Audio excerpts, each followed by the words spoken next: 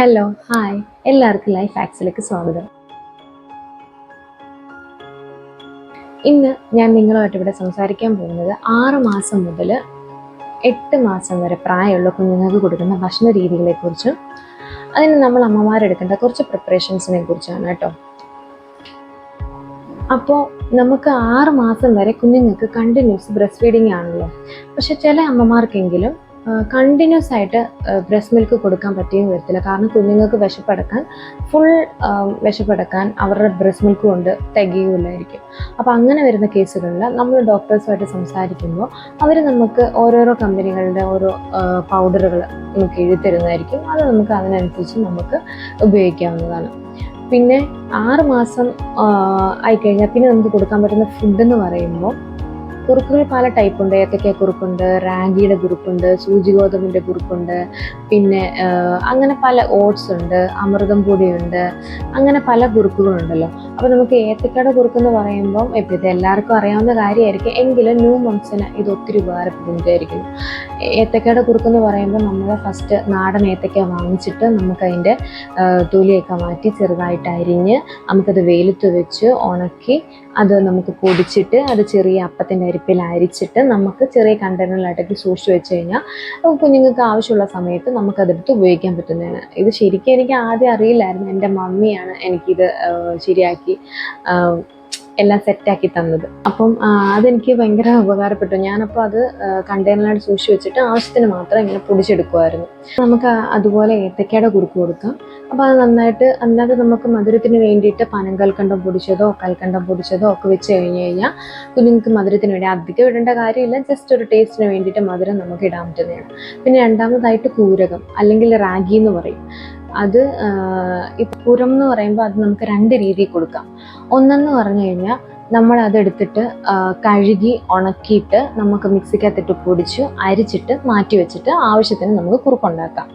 അതുപോലെ വേറൊരു രീതി എന്ന് പറഞ്ഞു കഴിഞ്ഞാൽ പണ്ടൊക്കെ എൻ്റെ മമ്മി പറഞ്ഞു തന്ന രീതി എന്ന് പറഞ്ഞാൽ അങ്ങനെയും ഞാൻ 2 രീതിയിൽ കൊടുക്കാറുണ്ട് കേട്ടോ.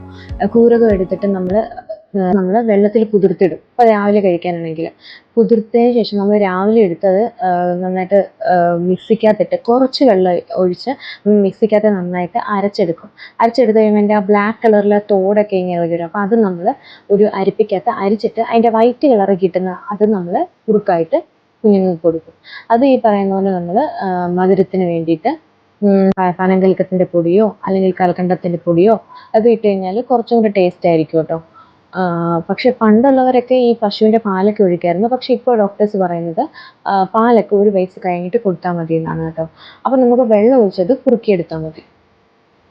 പിന്നെ നമുക്ക് കൊടുക്കാൻ പറ്റുന്ന ഒരു കുറുക്കാണ് അമൃതം പൊടി നമുക്ക് കൊടുക്കാം കേട്ടോ. അങ്കമാടിന്നൊക്കെ നമുക്ക് കിട്ടുന്ന അമൃതം പൊടി നമുക്ക് കൊടുക്കാം. അതുപോലെ തന്നെ ഓട്സ് കൊടുക്കാം. ഓട്സും ഈ പറയുന്ന പോലെ നമ്മൾ മിക്സിയിൽ ജാറിലിട്ടിട്ട് നമുക്ക് ജസ്റ്റ് ഒന്ന് പൾസ് ചെയ്തെടുത്തിട്ട് നമുക്കത് കുറുക്കാക്കിയിട്ട് ഈ പറയുന്ന പോലെ ഉപ്പിട്ടോ അല്ലെങ്കിൽ കൽക്കണ്ടത്തിൻ്റെ പൊടി ഇട്ടോ നമുക്ക് കൊടുക്കാൻ പറ്റുന്നതാണ്. അതും കുഞ്ഞുങ്ങൾക്ക് വളരെ ഹെൽത്തി ആയിട്ടുള്ളൊരു ഫുഡാണ്.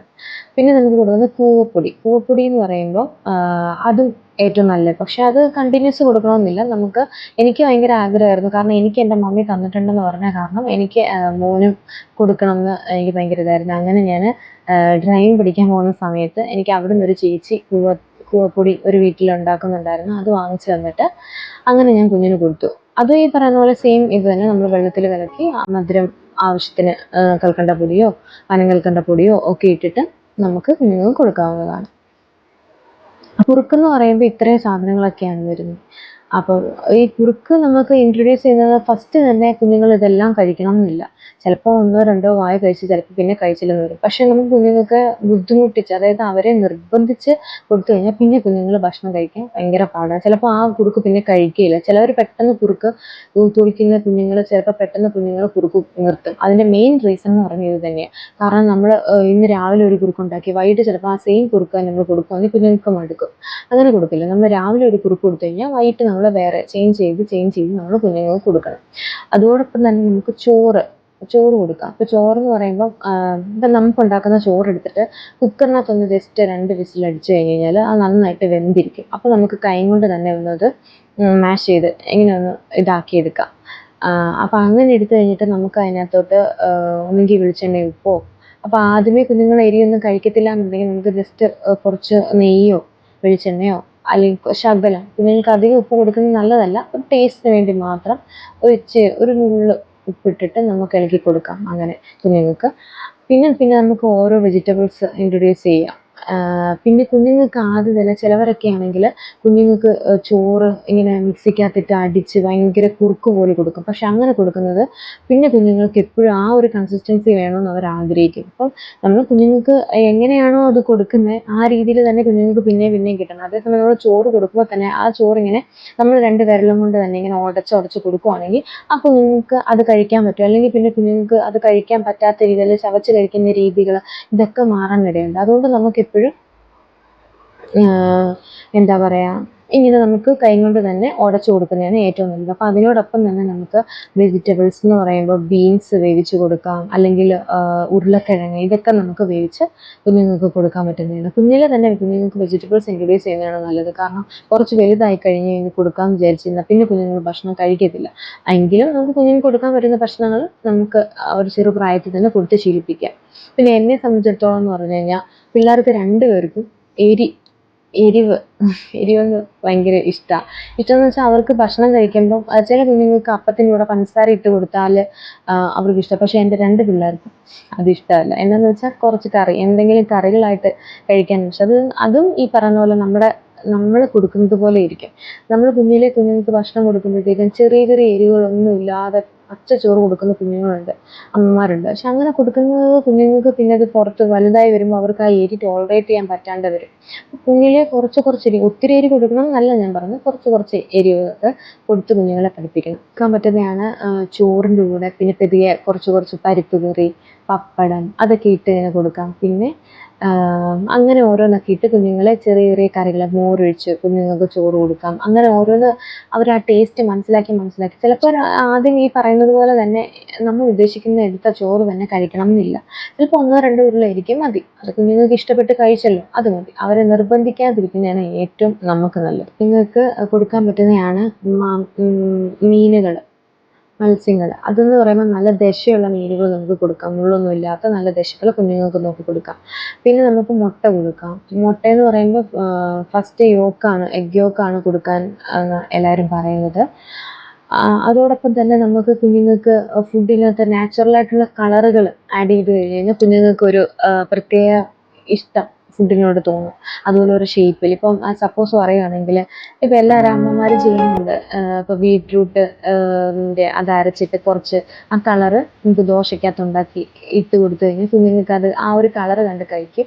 അതുപോലെ തന്നെ നമ്മൾ ദോശയൊക്കെ ഇപ്പോൾ പൂച്ചയുടെ ഷേപ്പിലോ അല്ലെങ്കിൽ എന്താ പറയുക, നമുക്ക് അങ്ങനെ പറ്റുന്ന എന്തെങ്കിലുമൊക്കെ ഒരു ഷേപ്പിൽ ഒക്കെ ഉണ്ടാക്കി കൊടുക്കുകയാണെങ്കിൽ കുഞ്ഞുങ്ങൾക്ക് അതൊക്കെ വളരെ ഇഷ്ടമായിരിക്കും. അപ്പോൾ അവരതൊക്കെ കഴിക്കാൻ വേണ്ടിയിട്ട് ഭയങ്കര താല്പര്യം കാണിക്കുക. എന്നാന്ന് വെച്ചാൽ ആ കളർ കണ്ടിട്ടോ ആ ഷേപ്പ് കണ്ടിട്ടോ അവർക്കൊരു കഥ പറഞ്ഞ് അത് കഴിക്കാൻ കൊടുക്കും. അപ്പോൾ അതൊക്കെ കുഞ്ഞുങ്ങൾക്ക് വളരെ ഉപകാരപ്പെടും. പിന്നെ ഒരു 8 മാസം കഴിഞ്ഞ് കഴിഞ്ഞാൽ നമ്മുടെ വീട്ടിൽ എന്ത് ഭക്ഷണമാണോ നമ്മൾ ഉണ്ടാക്കുന്നത് ആ ഭക്ഷണങ്ങളെല്ലാം കുഞ്ഞുങ്ങളെ കഴിപ്പിച്ച് ശീലിപ്പിക്കണം എന്നാണ് എൻ്റെ ഒരു അഭിപ്രായം. എല്ലാവരും അങ്ങനെ തന്നെയാണ് ചെയ്യണത്. എന്താണെന്ന് വെച്ചാൽ നമ്മുടെ വീട്ടിൽ ഏത് തരത്തിലുള്ള ഫുഡാണോ ഉള്ളത്, കുഞ്ഞുങ്ങൾക്ക് വേണ്ടി സെപ്പറേറ്റ് ഉണ്ടാക്കുന്ന ആ ഒരു ഇത് കഴിയും. നമ്മുടെ വീട്ടിൽ ഏത് രീതിയിലുള്ള ഫുഡാണോ ഉണ്ടാക്കുന്നത് അതുമായിട്ട് കഴിക്കാൻ വേണ്ടിയിട്ട് കുഞ്ഞുങ്ങളെ നമ്മൾ അതിന് വേണ്ടിയിട്ടാണ് പിന്നെ ട്രൈ ചെയ്യേണ്ടത്. പിന്നെ ഓരോ കുഞ്ഞുങ്ങളും ഓരോ രീതിയിൽ, ഒരു കുഞ്ഞുങ്ങളും മറ്റൊരു കുഞ്ഞുമായിട്ട് ഒരിക്കലും കമ്പയർ ചെയ്യാൻ പാടില്ല. ചില കുഞ്ഞുങ്ങൾ നന്നായിട്ട് ഫുഡ് കഴിക്കുന്നവരായിരിക്കും, അവർക്ക് നല്ല ശരീരമാകും. ചില കുഞ്ഞുങ്ങളാണെങ്കിൽ ഫുഡ് കഴിക്കുന്നുണ്ടാവും, ശരീരം കാണത്തില്ല. അപ്പം നമ്മൾ അങ്ങനെ കമ്പയർ ചെയ്യേണ്ട ആവശ്യമില്ല. ആവശ്യത്തിനുള്ള വെയിറ്റും കുഞ്ഞിന് ആരോഗ്യം ഉണ്ടെങ്കിൽ നമുക്ക് അത് മാത്രം മതി. ഇപ്പോൾ ചിലപ്പോൾ സമപ്രായക്കാർ കുഞ്ഞുങ്ങളെക്കാട്ടിലും വെയിറ്റ് ഉണ്ട്. അപ്പോൾ ചില അമ്മമാർക്ക് ഭയങ്കര ടെൻഷനായിരിക്കും. അങ്ങനെ ടെൻഷൻ എടുക്കേണ്ട ഒരു കാര്യമില്ല. ഡോക്ടേഴ്സിൻ്റെ അടുത്ത് പറയുമ്പോൾ ഡോക്ടേഴ്സ് ആയാലും പറയുന്നില്ല, കുഞ്ഞിന് ആവശ്യത്തിനുള്ള വെയിറ്റ് ഉണ്ടോ, അല്ലെങ്കിൽ കുഞ്ഞ് ആക്റ്റീവ് ആണോ, എങ്കിൽ അത് മാത്രം മതി. അപ്പോൾ പിന്നെ നമ്മൾ വേറെ കാര്യങ്ങളൊന്നും നോക്കേണ്ട കാര്യമില്ല. അപ്പം 6 മാസം മുതൽ 8 മാസം വരെ കൊടുക്കേണ്ട ഭക്ഷണ രീതികളും അതിൻ്റെ ആ ഒരു രീതികളൊക്കെ ഏകദേശം ഞാൻ പറഞ്ഞിട്ടുണ്ടോ എന്ന് എനിക്ക് തോന്നുന്നു. വലിയ കാര്യങ്ങളൊന്നുമല്ല ഞാൻ പറഞ്ഞത്. എനിക്ക് 2 കുഞ്ഞുങ്ങളാണുള്ളത്. ഒരു 5-6 വയസ്സുള്ള മോനും ഒരു 1.5 വയസ്സുള്ള മോളും. അപ്പം അതിൻ്റെ എനിക്ക് തോന്നിയത് കാര്യങ്ങളും ഞാൻ എൻ്റെ കുഞ്ഞുങ്ങൾക്ക് വേണ്ടി കൊടുത്ത കാര്യങ്ങളും ഒക്കെയാണ് എനിക്കിവിടെ പറയാൻ പറ്റിയത്. എല്ലാവർക്കും ഉപകാരപ്പെട്ടെന്ന് വിചാരിക്കുന്നു. വീഡിയോ ഇഷ്ടപ്പെട്ടെങ്കിൽ ലൈക്ക് ചെയ്യുക, ഷെയർ ചെയ്യുക, സബ്സ്ക്രൈബ് ചെയ്യുക. Thank you.